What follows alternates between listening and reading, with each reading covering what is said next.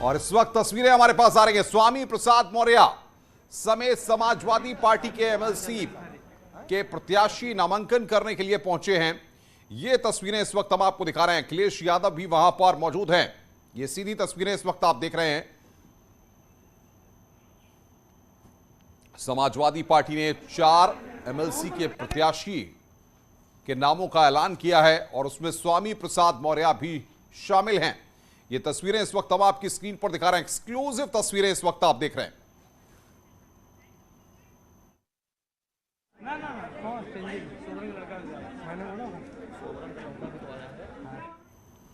और बातचीत करने के लिए हमारे संवाददाता अलाउद्दीन हमारे साथ जुड़ गए हैं। अलाउद्दीन, 4 जो नाम सामने आए हैं वो चारों लोग यहां पर पहुंचे हुए हैं। फिलहाल यहाँ पर जो है स्वामी प्रसाद मौर्य मौजूद हैं। बाकी कहा जा रहा है आपसे 10 मिनट के बाद बाकी 3 कैंडिडेट यहाँ पर आएंगे। और एक चेंज है, सोनभद्र जो है करहल से जो समाजवादी पार्टी के राष्ट्रीय अध्यक्ष के लिए सीट छोड़ी थी सोवरन सिंह यादव, वो नामांकन न करके उनके लड़के नामांकन कर सकते हैं। अब से कुछ देर के बाद फिलहाल जो लाइव तस्वीरें आपको विधान भवन के सेंट्रल हॉल से मिल रही है, स्वामी प्रसाद मौर्य दिखाई दे रहे हैं बैठे हुए। अब्दुल्ला आजम भी मौजूद हैं, यानी कि शहनवाज खान का भी जाना बिल्कुल तय है, जिनका ताल्लुक सहारनपुर से है। और सेंट्रल हॉल में फिलहाल जासमीन अंसारी भी मौजूद हैं, लेकिन अभी वो नामांकन करते हुए दिखाई नहीं दे रहे हैं। तो ऐसे में फिलहाल जो है सपा के राष्ट्रीय अध्यक्ष अखिलेश यादव के पास जो है स्वामी प्रसाद मौर्य बैठे हैं, उनका नामांकन फिलहाल हो चुका है। उम्मीद की जा रही है कि दूसरा सेट अभी लेकर के कुछ लोग आ गए हैं। 4 सेट ये दाखिल कर रहे हैं फिलहाल। साफ तौर से आप देखें तो चारों सेट हाथ में उनके ऊपर दिखाई दे रहा है साफ तौर से। जासमीन अंसारी भी आगे बढ़ रहे हैं अब, यानी कि जासमीन अंसारी का नामांकन भी लगभग फाइनल दिखाई दे रहा है। तो ऐसे में 2 नाम फाइनल हो गए हैं कि स्वामी प्रसाद मौर्य का, जासमीन अंसारी भी आगे दिख रहे हैं। अब सोवरन सिंह यादव के लड़के की बात निकल करके आ रही है, वो नामांकन करेंगे। तो ऐसे में 3 सीटें क्लियर हो जाएंगे, चौथा शहनवाज खान का। क्या तो स्थिति अभी पूरी तरह से अलाउद्दीन साफ नहीं हो पाई है चारों नामों को लेकर के? क्योंकि जिस तरीके से और भी कई नाम चर्चा में चल रहे हैं, ऐसे में क्या फाइनल स्थिति नहीं हो पाई है? समाजवादी पार्टी के राष्ट्रीय अध्यक्ष अखिलेश यादव जैसे ही सेंट्रल हॉल पहुंचे, मीडिया के लोगों ने उन्हें सवाल भी किया। उन्होंने कहा कि नामांकन के लिए मैं जा रहा हूं, मेरे साथ सब लोग आइए और अभी स्थिति स्पष्ट हो जाएगी। हालांकि समाजवादी पार्टी ने राज्यसभा के इलेक्शन के दौरान भी और लोकसभा में भी प्रत्याशियों के चयन को लेकर के आखिरी वक्त में ही जाकर के फैसला लिया था। तो ऐसे में नामांकन तक पहुंचा करके नामों के फैसले अब हो रहे हैं, जो नामांकन हो रहे हैं। तो ऐसे में हालांकि समाजवादी पार्टी ने ऑफिशियली ना ही राज्यसभा के नामों का ऐलान किया था, ना ही लोकसभा के नामों का ऐलान किया था। अब एमएलसी जो उनके 4 हैं, उनके नामों का ऐलान भी ऑफिशियली नहीं किया। अब नामांकन के साथ ही सबको जानकारी इस बात की क्या लगता है आपको, जिस तरीके से अलाउद्दीन आप समाजवादी पार्टी को कवर करते हैं, स्वामी प्रसाद मौर्य और बाकी जो नाम इस एमएलसी चुनाव के रण में समाजवादी पार्टी की तरफ से सामने आए हैं, तो क्या समीकरण अखिलेश यादव ने बनाने की कोशिश की है? देखिए, साफ तौर से ओबीसी जो समीकरण समाजवादी पार्टी साथ में लेकर चलना चाह रही है, उसको छोड़ने का इरादा फिलहाल नहीं है। अब जरा सा जब नामों में आप गौर करेंगे तो बिला शक शुबा ओबीसी समाज से आते हैं स्वामी प्रसाद मौर्य। दूसरा नाम सोवरन सिंह यादव, उनके पुत्र अगर जाते हैं, नामांकन कर रहे हैं, वो भी ओबीसी समाज से आते हैं। तीसरा नाम जासमीन अंसारी का, खुद वो अंसारी बिरादरी से आते हैं, हालांकि मुस्लिम कौम से उनका ताल्लुक है। और आप मान के चलें कि अहमद हसन समाजवादी पार्टी में एक बड़े नेता हुआ करते थे, उनके निधन के बाद अंसारी समाज का प्रतिनिधित्व समाजवादी पार्टी में नहीं रहा था। तो ऐसे मुझे लगता है उसको फिल करने के लिए जासमीन अंसारी के नाम को आगे लाया गया है। तो ऐसे में मुस्लिम समाज में एक बड़ा वोट बैंक अंसारी समाज का है, ताकि वो फिल हो पाए। साथ ही क्योंकि लोकसभा के इलेक्शन से बाई इलेक्शन खासतौर से आजमगढ़ का, मुबारकपुर समेत कई सारे ऐसी जगह हैं जहां आजमगढ़ में भारी आबादी इस समाज की है, तो शायद बिल्कुल अलाउद्दीन, चुनाव से पहले कुछ नेता समाजवादी पार्टी में शामिल हुए थे और उनको विधानसभा चुनाव के लिए टिकट नहीं मिला। उनको ये आस थी कि वो एमएलसी में एडजस्ट हो सकते हैं, लेकिन उनमें से कई नेताओं को हताशा हाथ लगी है।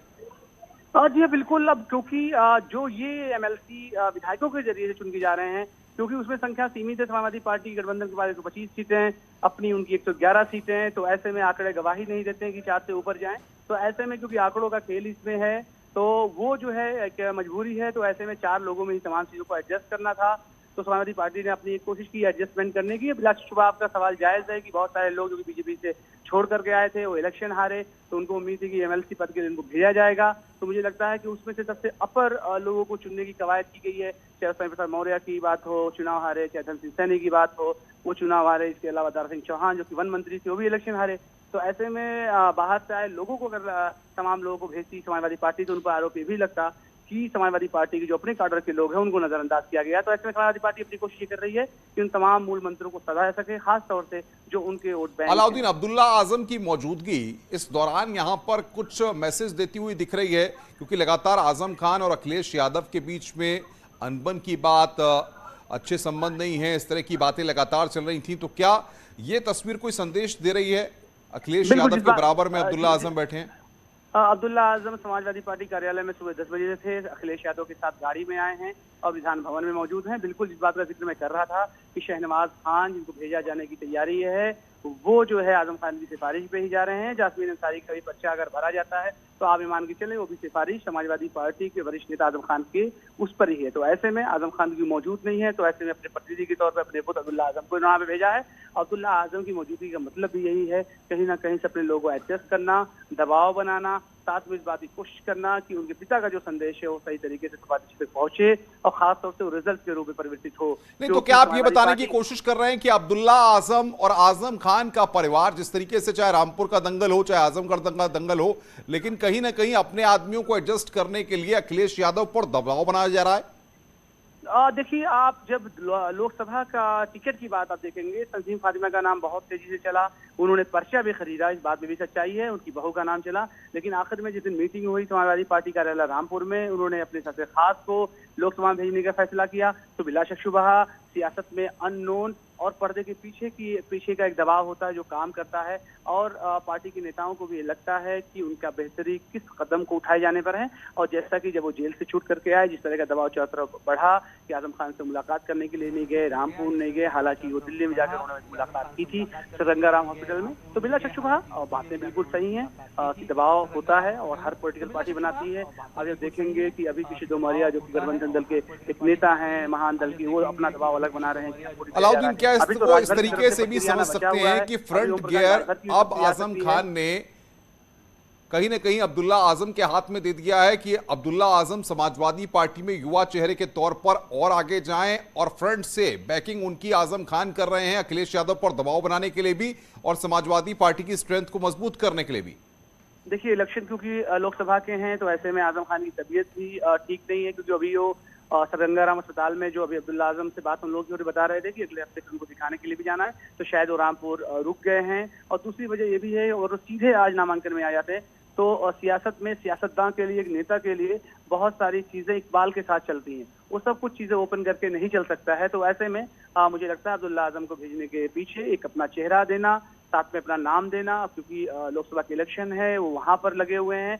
ऐसे में दोनों काम भी हो जाएं और बहुत ज्यादा चेहरा सामने आए। लेकिन अलाउद्दीन, गाहे बगाहे तमाम मोर्चों पर, चाहे सोशल मीडिया की बात करें, अलग अलग जगहों पर मोर्चों पर इस बात की चर्चा हो रही है कि भाई भतीजे को हर जगह चाचा याद नहीं आ रहे हैं, बड़े मौकों से चाचा गायब हैं, तो क्या चाचा आउट समझे जाएं? देखिए, ये बहुत बारीक लाइन है, इस पर बहुत ही ध्यान दे करके सियासी जानकार भी बात कर रहे हैं, और कुछ तमाम नेता हैं जो है शिवपाल यादव की पार्टी की, वो भी बहुत बारीक लाइन लेकर के बात कर रहे हैं। देखिए, ये बात बिल्कुल साफ है कि शिवपाल सिंह यादव को लेकर के जितनी भी खबरें चल रही हैं या भविष्य में भी चलेंगी कि समाजवादी पार्टी के मुखिया ने रास्ते बिल्कुल अलग से तय करने का फैसला किया है। हालांकि बीच बीच में खबरें, ट्वीट, बयानों के आधार पर एक बार खबरें फिर से गर्म हो जाती हैं, लेकिन अब इस बात को मान करके चलें, क्योंकि लगातार सपा अध्यक्ष कहते रहे हैं कि उनकी पॉलिटिकल पार्टी अलग है और शायद वो इसी संदेश या मैसेज देने की कोशिश भी कर रहे हैं। सदन जब चल रहा था, 7 दिनों का सदन चला, आपने देखा उसमें पॉजिटिव कटाक्ष भी हुए, कई सारे मैसेजेस भी दिए गए, कई बार सपा अध्यक्ष ने कमेंट किया नेता सदन के ऊपर। तो ऐसे में मान के चलें समाजवादी पार्टी खास तौर से इस इलेक्शन को लेकर के, चाहे वाई इलेक्शन हो चाहे विधान परिषद का हो, अपना एक रास्ता लेकर के चलना चाह रही है। हाँ, हालांकि सहयोगी दल हैं, शिवपाल सिंह यादव को बुलाया जा सकता था, वो भी पार्टी के एक में जो है मौजूदा विधायक हैं, ऐसे में उनको जो है प्रस्तावक के रूप में भी लिया जा सकता था। अलाउद्दीन, अब बात होती है इन चारों नामों को अगर हम देखें तो स्वामी प्रसाद मौर्य कितने बड़े की चेंजर समाजवादी पार्टी के लिए हो सकते हैं सदन में आने के बाद, क्योंकि वो भारतीय जनता पार्टी से समाजवादी पार्टी में गए हैं, लगातार बीजेपी पर हमलावर हैं, तो क्या इसका कुछ असर पड़ेगा? देखिए, स्वामी प्रसाद मौर्य बिला शक शुबहा ओबीसी समाज के बड़े नेता माने जाते हैं, और इस बात में भी कोई शक नहीं है कि उससे पहले जब वो बहुजन समाज पार्टी में थे तो एकदम जमीन से काम करने का उन्हें अनुभव मिला। मायावती के खास रहे, कांशीराम के खास रहे, हालांकि वो समाजवादी पार्टी के हिस्सा है और इलेक्शन वो हार भी गए, लेकिन समाजवादी पार्टी को उनको लाने के पीछे मकसद सीधा ये है कि विधान परिषद में ला करके नेता विधान परिषद बनाया जाए, यानी नेता विरोधी दल बनाया जाए विधान परिषद का, क्योंकि उसके बाद उनको कैबिनेट मंत्री का दर्जा ही मिल जाएगा, तो वो उत्तर प्रदेश में कहीं पर जाने आने के लिए भी स्वतंत्र रहेंगे, खासतौर से एक प्रोटोकॉल के तहत। ऐसे में समाजवादी पार्टी को अभी करीब 4.5 साल संघर्ष का रास्ता अख्तियार करना है। तो एक तरफ अगर विधानसभा में अखिलेश यादव खुद रहेंगे, विधान परिषद में केशव जो है मौर्य मौजूद रहेंगे, तो ऐसे में आप मान करके चलें कि स्वामी प्रसाद मौर्य के आने से समाजवादी पार्टी खासतौर से ओबीसी वर्ग का, क्योंकि आपको याद होगा जब वो शामिल हुए थे पार्टी में तो उन्होंने 85-15 का नारा दिया था। 85-15 के नारे में बहुत सारी बातें छिपी हुई थी और शायद वो आगे निकल करके आरक्षण का मुद्दा, 85-15 का मामला, ये सारे मुद्दों को उठाएं, अपने लोगों को जागरूक करें और समाजवादी पार्टी दोनों सदनों यानी अपर हाउस और लोअर हाउस दोनों हाउसेज में एक मजबूत अपना विकल्प तलाश करने के साथ साथ अपनी बातों को सामने रखने की कोशिश करेगी। इमरान मसूद को लेकर बड़ी चर्चाएं थी, क्योंकि जब चुनाव का वक्त था तो इमरान मसूद का पश्चिमी उत्तर प्रदेश से बड़ा प्रभाव, कांग्रेस छोड़ करके समाजवादी पार्टी में आए थे। क्या मानते हैं, उनको एडजस्ट नहीं किया गया या फिर अखिलेश यादव या समाजवादी पार्टी में वो अपने आप को एडजस्ट नहीं कर पा रहे हैं? इमरान मसूद का नाम एमएलसी के लिए चला और काफी वक्त तक चला, लेकिन आजम खान के एक्टिव होने के बाद ये बैक लाइन पॉलिटिक्स जो होती है, जो पर्दे के पीछे या कमरे के जो है अंदर की पॉलिटिक्स, दोनों में बहुत फर्क होता है। एक्टिव होने के बाद यानी कि जब आजम खान ज्यादा एक्टिव हुए तो माना जा रहा है इमरान मसूद बिल्कुल बिल्कुल अलाउद्दीन, हम आएंगे आपके पास, वक्त की यहाँ पर कमी है। इस बीच एक बड़ी खबर भी हमारे पास आ गई है।